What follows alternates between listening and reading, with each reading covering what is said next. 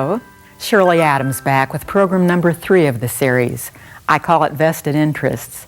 Vests are being shown everywhere, cropping up as bridge items to make an outfit a little more complete, yet not quite as much as a jacket or a coat. In size, they vary from the very fitted garments, emphasizing your figure. This one is a little fitted that I'm wearing, to big, oversized cover-ups. They might be fun items to wear very casually when made in knits or cottons or quilted, such as this one that I showed on the last show. Or swinging to the other extreme, vests can be satin, brocade, metallic beaded, and bejeweled for a dressy, formal mood. The pattern books hold a wealth of choices that you can adapt, or you can either adapt other patterns to the vests. For example, the one that I'm wearing was made from the very same pattern as this suit. Notice that everything is the same on it, except I left the sleeves out, and it makes a super vest. This is the same pattern, just adding lapels, so patterns are easy to change. Here's the very same pattern done with the double-breasted view on the pattern, and of course sleeves in this too. But it's all the same as the vest that I'm wearing, and this is nice that you can transpose things and use your pattern for more than one garment. Get a little more mileage out of it that way if you like it and if you've already made it to fit you. Or something that I've done on the rest of these vests that are hanging here is simply use a t-shirt pattern, because it's great for so many things. All I needed on these was to get the shoulder slant and the neckline. In this case, I folded it down to a V. That's all I needed, and so it made a good vest pattern by just using this t-shirt, and so on for the rest of them that I'll be showing here. They're also the t-shirt pattern. Well, what fabrics you use, anything that you like, anything that you determine is going to work out well. Very often the front of the vest is one fabric, such as the tapestry I'm wearing, and the back of it's maybe a lining fabric, in which case, or this one is not. This one, I use the tapestry both back and front. But because this tapestry as a whole is so heavy, and it's quite firmly woven in most cases, I decided it really didn't need a lining, it didn't need an interfacing, it needed nothing but the one layer of fabric that I have here. Now, the only place you're going to have a little bit of a problem with one layer if that vest buttons is how do you put a buttonhole through that one layer of fabric without having it pull away and ravel, because this fabric does ravel quite easily. Well, the way I solved it in this vest is I was just lucky enough to have a piece of ultra suede that was the very same color as the dress that I'm wearing and the binding on the vest. Therefore, I could use this for it. What I did was just fuse a little rectangle of it on the front, and on the back side I fused a slightly larger piece just to make sure I'd hit it all with the stitching. But this one is, maybe a 1/16 of an inch larger. And then I simply stitched around and used a craft knife to cut through a slit for the buttonhole, the size being, of course, big enough to use on the button that I have here. So this is a really good way to get around it. If you don't have the ultra suede, why don't you just fuse on a second layer of your fabric and take care of it that way? But then we have to do something to the edges of these vests, such as binding them. Here I've chosen to bind it with the same fabric as the dress, which is a cotton interlock. It's a t-shirt fabric that I've used for this two-piece dress I'm wearing. And with the extra, the scraps that you always have left, it makes a nice binding to have something to match. Anytime you use knits, it's a good idea to cut that binding on the crosswise. That's the way of the greatest stretch, and that's the way it's going to behave best as you put it on your vest for a binding. So this neat little gadget here, a bias tape maker, I've already taken a pin to sort of help it through to start it, and I'm going to pin that into the ironing board. And what this does, you can imagine it would be a little bit difficult if you tried to just turn over these two edges and avoid getting a steam burn when you do this with the iron. So that's where this little metal bias tape maker comes in handy, because once you get it started through, you just pull it along and see how it turns over the edges for you, and then you follow that along with the iron, and it just makes lovely bias tape. Similar to the type you'd buy, the commercial tapes, except this way it exactly matches anything that you're going to be wearing. So from that standpoint, it's much preferable. This then is going to be bound all around the edges, and it works out well to just do this single thickness of fabric here because it is a little bit heavier. Now, if you were doing this same thing, binding the edge with a really thin, flimsy fabric such as this one, very lightweight, then it's a good idea, instead of using that bias tape maker, it's a good idea to first fold over a fold here, and that's always, because it's a woven fabric, that's always cut on the bias. And the way to make a bias here is just to fold that fabric over so that it forms an L square here, a 90-degree angle. That means what's here on the fold is true bias, 45 degrees. And then you can cut double your bias tape that you're going to bind with. So I've already gauged about how wide I want this, and I'm just going to use my little seam gauge to go ahead and cut that straight line. Here's another good place. If you have to cut a lot of it, have several layers folded up and do it with the rotary cutter on a board, and that makes a little bit better edge. You can get it straighter with less trouble that way. So now I'm using 2 layers of this instead of 1 layer. I'm going to sit down here then and show you how to do this on the machine. And I'll do this one first since I cut it first, but here's the vest fabric that I used. And so I'm just going to put one edge here. You really needn't pin this because it works so easily that you can do it by just holding it in place. I'm just going to open up the edge here and put the 2 edges together, the 2 raw edges together, and to sew this, possibly, not in this case, I'm saying that this is wider than the presser foot, but if it is the same size as the presser foot, then it's even an easier gauge to follow. This is an easy one to follow because I'm simply stitching in the ditch made by, or in the fold made by the iron over there. And after you have that stitched on, it folds out to the edge and back to the back side. And on the back side, make sure that it covers up your stitches, which blend in and they aren't very easy to see. But make sure that that folds back far enough to cover up the former stitches. And when you do this first stitching, if you would use something fairly new on the market, it's called thread fuse. And what it is polyester thread, but there's some glue in it. And that glue melts when it's fused. So if you would use that in your bobbin, use that as bobbin thread, then what's nice about this, and I'm going to have to trim this down, I'm afraid, because I really did stitch a little bit too wide, so I'll just hastily trim some of this off. What's very nice about this, when you fold it back and fold it over, what I'm going to do is just hold it here in place and stitch. But if you have that thread fuse used in the bobbin, you can put it down here, making sure that you cover up the stitching line, and you can see it very easily because then it would be the white. But cover that up, fuse that down with the iron, and then there is no doubt but what it's going to catch nicely as you stitch the second side down. So you might try some of that. Find it in your store and see if it doesn't work out very nicely. Then to stitch the second side down, the back side there, we're going to stitch in the ditch.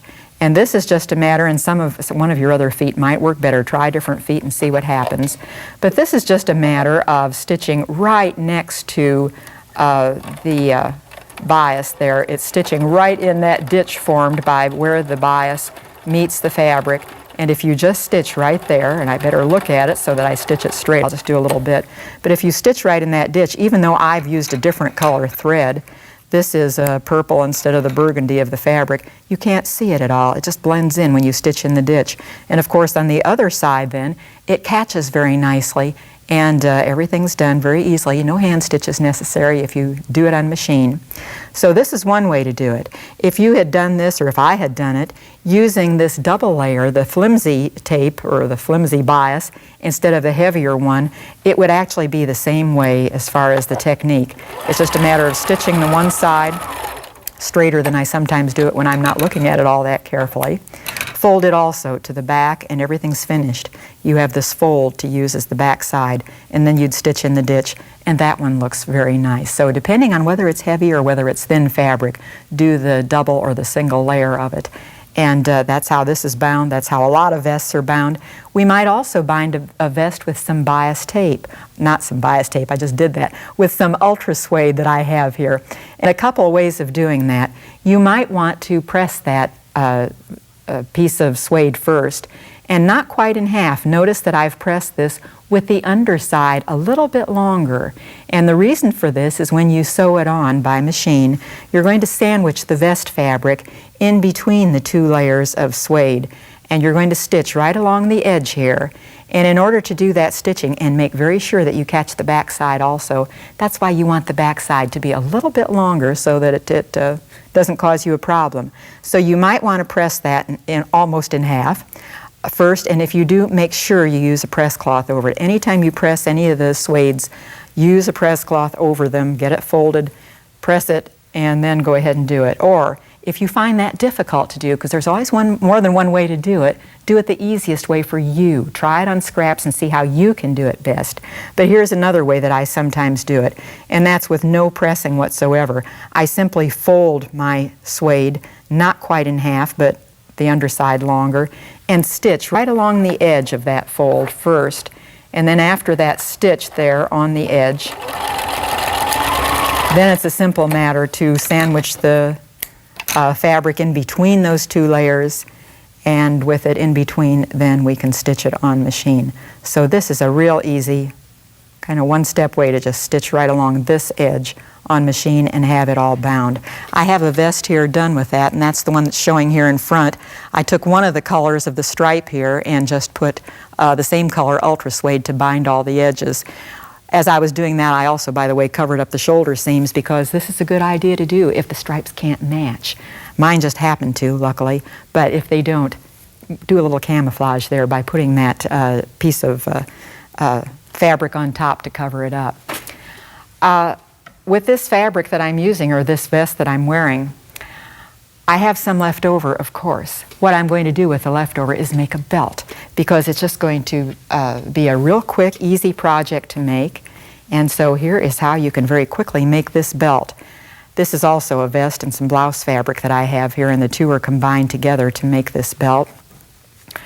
Well, it's a matter of doing this. First of all, I took the fabric that I'm going to use. In this case, in the case of this vest, it would be this tapestry fabric, and I fused to the back side of it a little bit of that fusible fleece. That's just to beef it up somewhat, to make it a little bit heavier. I'll just fuse this down to the fabric that's under it and hope I have the right side of the fleece down. And then I would cut it off. I'd trim the fabric the very same size as the I've lost my scissors. Here they are. I would trim the fabric the very same size as the fleece. So I need a layer of this. And this layer is going to be the exact width of the finished belt. Whatever width that's going to be, however I want it to look when it's finished, that's how I'm going to start this. Then after I have that fused to my outside fashion fabric, I'm going to have to cut another piece, a lining piece, and that lining fabric, notice on this one that's completed, not only makes a lining on the back side, but it also encloses the edges and forms a little border there, which is a kind of a pretty feature also, as long as you, of course, are going to use fabrics that go together. Well, notice how I've cut this with the lining piece of fabric about 1.25 inches wider than the outside belt fabric, and it is just 1.25 inches wider here. Now the reason for that is because you need that to go around and bind the edges, so this is why it must be wider. So when you stitch those together, it's going to look like this. I have one here I'll do real quickly. When you stitch those two together that are cut and fused and so on, as I told you a minute ago, then it's going to be just using the width of the presser foot in this case, because I want that width, because that just works out for my 1.25 difference in the two sizes. So if I run this right along the edge, then I have no problems when I turn it later on. I'll just do part of this. Then I'm going to do the other one the very same way by putting these edges together, and you can pin this if you want to. If it makes it easier for you, by all means, pin it. And after I get this under there and get the thread back out of the way and do a little stitching, then I'll be able to turn it and show you how quickly you can make this belt. So okay, here also, just stitch along the edge. And then it might be quicker to turn if you see what happens, see how it looks. The lining is kind of baggy. It's not completely down flat the way the rest of the belt is. All we need to do now is turn it. It might be a little easier to turn it if I equalize that fabric on one side and stitch across the end too, so I'll do that. And then to turn it, it's a matter of putting something inside, whatever it might be, whatever is close at hand. I have a yardstick right here. I'm going to use that yardstick to turn it because that's such a simple way. I just need to get it started here by pushing a little bit right side out. And as soon as I get it started, which of course if I'd be doing this in solitude, it would go right away. Okay, I just get a little bit of this started, And then it's just a matter of pushing down on the yardstick, and the rest of it, hopefully, will turn quick as a flash. Is it coming? Is it going? Here, if I see the back side, maybe I can do it faster. This always happens when you're trying to show somebody quickly, doesn't it? Okay, here it comes. And you can see how this belt's about finished. All we need to do then, after it's all finished like this, everything's bound, everything's lined on the other side, all we would need to do to finish this is put something on the ends. The something that I have on the end of this one is a couple of those little rings that you get, not quite D-rings, these are little shaped ones, this two-piece buckle. And anytime you use metal rings or these metal buckles, all you need to do, there's an opening somewhere in them where it's not going to show, there's an opening right here underneath. And all you need to do is take pliers and pry that open a little bit, and then you can take a tube of your soft fabric and just make it go right over there so that it covers up like this.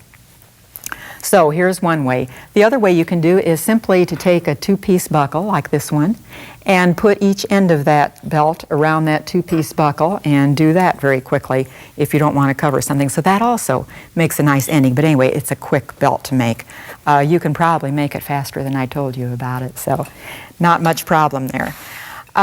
Another type vest that I have here is this one, and we're seeing so much of that right now with the designer clothing. We're seeing all this wonderful machine embroidery.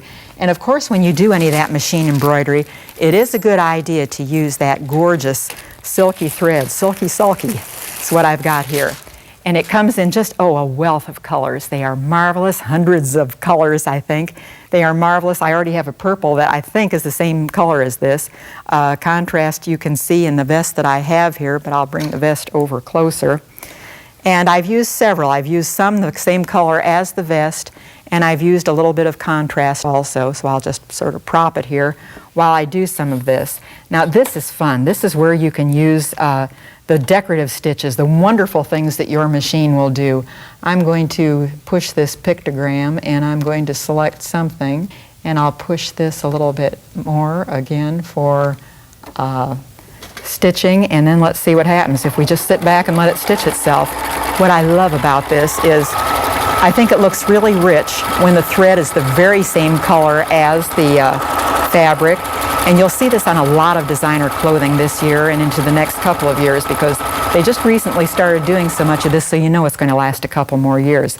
The machine told me it was finished, so I'll pull this over and show it to you, and you can see probably by the shine of it where it is. So this is the same little pattern, the same little design that I did here. The only thing that I did here that was different in the vest is then add some other colors to it later as I did some other stitching. So try some of this. Try great big areas of it. Dial different things on the pictogram and do just wonderful things that look very much as designers had done them. Another vest that I have down here is one that has used the serger, and this one I've added bands to. I've just used the same knit fabric. This one was kind of funny. When I bought this in the store, the woman said, "We haven't sold any of that fabric yet. What are you going to do with it?" I think I kind of wanted to make her feel good by buying some. I felt compelled to about that time. And I told her I hadn't the faintest idea what I was going to do with it, but it just looked sort of interesting, and I thought I needed to buy it and experiment with it. I finally decided a vest is the thing it needs to make. Well, this is a long vest. It comes way down past my hips. It has pockets in it, so the pockets are also bound with some of the banding, the ribbing of the same fabric. With a print fabric like this, do a little something extra out of the scraps, which I have here in the pocket, and that is just cutting out one of those little scraps, one of the grape clusters in this case, and I've just fused it to some other fabric on the back side, and then did a close satin stitch all around the edge, which made it ruffle a little bit. Put a pin on the back, and it makes a nice pin if I wear that without the vest on some garment. So just another little extra that you can make. So this fabric wasn't all that bad as she thought it was. It'll do a whole lot of things.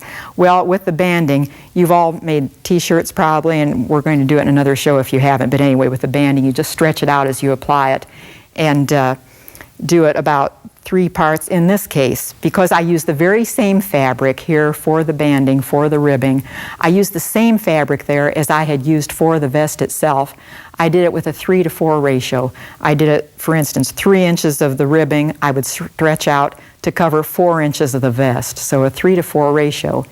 If you, though, buy the commercial ribbing, the kind that stretches more, that's made to use just as ribbing, then it's a good idea to use a 2-to-3 ratio and stretch that out so that it's 2 parts of the banding to 3 parts of the vest, so it stretches more. I didn't want to stretch this one too much because I didn't want it to all draw up. I wanted the lower part of the vest to end up just right, to have it hanging out straight instead of being drawn up by pulling that ribbing too much. Something else that's been added to this, because I wanted that drawstring look at the waist, I have elastic in there actually, but I took a single layer of this ribbing of the fabric cut from the rest of the bolt or the piece of fabric that I had for the vest. I took a single layer and just stretched it out, and on the serger, just the one little strip of fabric, nothing else, just this strip of fabric. I just ran each edge through the serger to finish it, and then I stretched it out to the hilt, put it down on this vest right at my waist, and just straight stitched it on the sewing machine so that it would form this casing through which I have threaded elastic, is what's inside. And this little tubing here, it really doesn't go through the whole thing. It's only connected right here at the seam, and it's no place else. So this is another type vest, a soft vest. This would, because it covers a whole lot, be a nice one also to wear over pants if you want to conceal a little bit of that area. So it's a very casual vest. It's something that you can wear when you don't want to have too big a splash going. Here's another really fun one. This one I got the idea from a designer suit that I saw not too long ago, and it had all this shag like a lion's mane around it.